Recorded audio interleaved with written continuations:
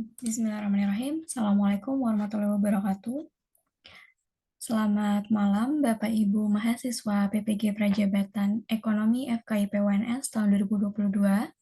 Kami dari kelompok 3 akan menyajikan hasil konstruksi dan juga hasil diskusi dalam penyusunan rubrik penilaian dari salah satu dimensi pemahaman understanding by design dari Wijin. Sebelumnya mohon izin memperkenalkan anggota kelompok kami. Yang pertama ada Ibu Anastasia Dini Palupi, kemudian yang kedua ada saya sendiri, Nur Adinda Windy Arandari, kemudian ada Ibu Rizky Kurnia, dan yang terakhir ada Pak Rizal.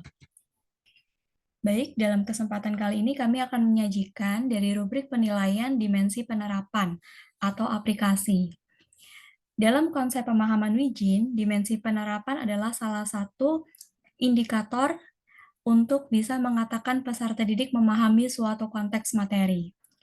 Peserta didik dianggap telah memahami materi jika mereka dapat menerapkan secara efektif dalam penggunaan dan penyesuaian mengenai apa yang diketahui dalam konteks yang beragam serta nyata. Jadi peserta didik bisa dengan nyata menerapkan dari teori yang telah dipelajarinya. Dengan demikian, peserta didik dianggap telah memahami konteks suatu materi. Kemudian untuk kriteria rubrik, untuk menilai dari dimensi pemahaman, khususnya dimensi penerapan, itu ada 5. Yang pertama adalah aspek efektif.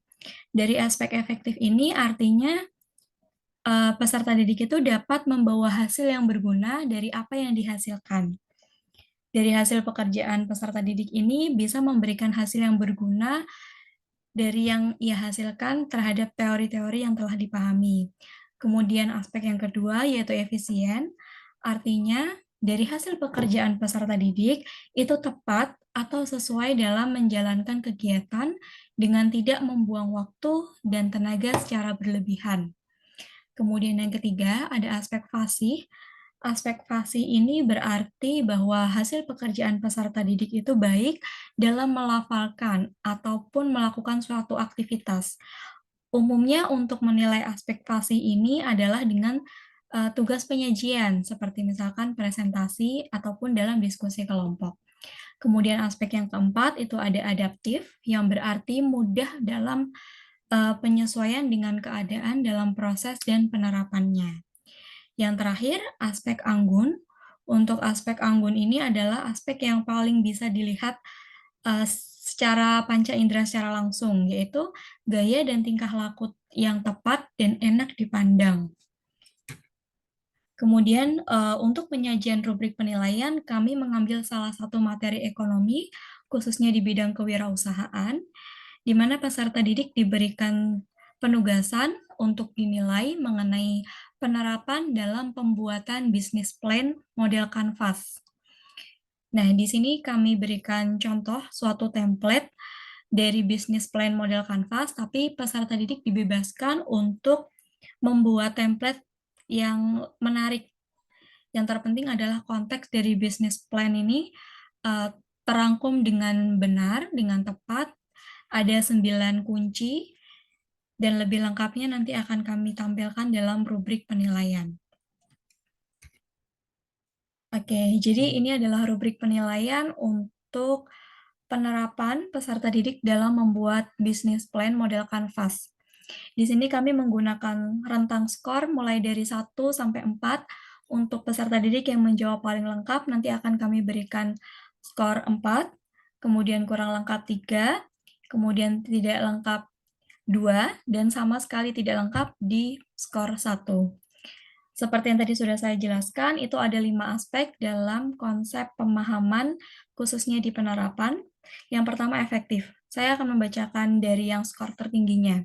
Dari aspek efektif, peserta didik bisa memperoleh skor tinggi apabila ia mampu merumuskan cara kerja usaha yang tersusun secara lengkap dan sistematis, meliputi 9 case, yaitu partner, activities, proportion, relationship, segment, resource, channel, cost structure, and revenue streams. Jadi 9 kunci atau 9 poin utama dari bisnis plan model Canvas itu tertera dengan jelas dalam bisnis plan yang dibuat oleh peserta didik, maka mereka mendapatkan poin 4. Kemudian apabila kurang lengkap, yaitu hanya ada 9 case, mohon maaf, ada 9 case sudah lengkap, tetapi tidak tersusun secara sistematis atau acak-acakan, tidak seperti yang tadi sudah saya tampilkan di slide sebelumnya. Maka peserta didik memperoleh skor 3. Untuk skor 2 itu akan diperoleh apabila peserta didik menyusun bisnis plan ini secara tidak lengkap tapi sistematis. Misalkan ada 9 case, tapi peserta didik hanya memasukkan 7 atau 8, tetapi sistematis urutannya sesuai, maka mendapatkan poin 2. Namun apabila bisnis plan disusun dengan tidak lengkap dan tidak sistematis, peserta didik memperoleh nilai 1. Lanjut untuk aspek yang kedua yaitu efisien. Peserta didik akan memperoleh skor tertinggi yaitu 4 apabila bisnis plan itu disusun sesuai dengan aspek peluang pasar, produksi, manajemen, dan finansial. Semua ini adalah prinsip-prinsip dalam penyusunan bisnis plan, sehingga apabila peserta didik mampu menuangkan semua prinsip bisnis plan tersebut, maka akan memperoleh skor 4. Tetapi apabila tidak ada salah satu aspek, mohon maaf, tidak ada salah satu prinsip dari bisnis plan tersebut, memperoleh skor 3, dan begitu seterusnya, akan memperoleh skor 1 apabila memang tidak sesuai sama sekali dengan prinsip penyusunan bisnis plan. Untuk aspek yang ketiga, yaitu fasih.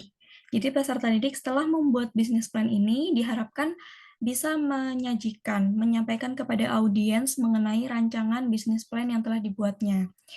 Khususnya di aspek fasih ini sangat terlihat, yaitu memperoleh skor 4 apabila peserta didik mampu menyajikan bisnis plan secara jelas, rinci, dan menguasai materi. Jadi ketika nanti audiens bertanya atau menyampaikan suatu tanggapan, maka peserta didik bisa menjawab atau memberikan umpan balik kepada audiens, dianggap telah menguasai materi, dan ini memperoleh skor 4. Sebaliknya, dari skor yang paling kecil yaitu apabila peserta didik tidak mampu menyajikan bisnis plan secara jelas, rinci, dan tidak menguasai materi, maka akan memperoleh skor 1. Untuk yang selanjutnya ada aspek adaptif atau penyesuaian. Peserta didik akan memperoleh skor paling tinggi yaitu rentang 4 apabila mampu menyediakan rencana alternatif dari strategi bisnis yang telah disusunnya pada semua komponen bisnis plan. Nah, jadi di sini ada beberapa komponen bisnis plan yang perlu dibuat rencana alternatif, seperti misal cost structure, channel, customer relationship. Jika peserta didik mampu memberikan alternatif rencana dari strategi tersebut, maka akan memperoleh skor 4. Begitu seterusnya apabila hanya bisa satu komponen atau tidak memberikan alternatif strategi sama sekali, itu akan memperoleh skor 1. Dan yang terakhir itu ada aspek anggun. Ini juga terlihat dari ketika peserta didik menyajikan atau mempresentasikan bisnis plan-nya di depan semua audiens. Mereka akan memperoleh skor tinggi yaitu 4 apabila mampu menyajikan bisnis plan yang menarik.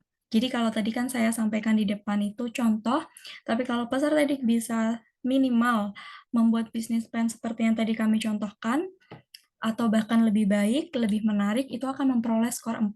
Begitu juga dengan penampilan dan bahasanya yang sopan di depan semua audiens itu memperoleh skor 4 dan memperoleh skor 3 apabila bisnis plan dibuat secara menarik, tetapi bahasa dalam penyajiannya sulit dimengerti.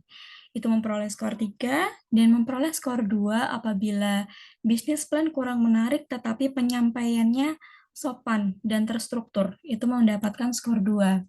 Dan skor paling kecil yaitu skor 1 apabila peserta didik tidak menyajikan bisnis plan dengan menarik, serta penyajiannya juga tidak menarik, bahasanya kurang bisa dimengerti, itu mendapatkan skor 1.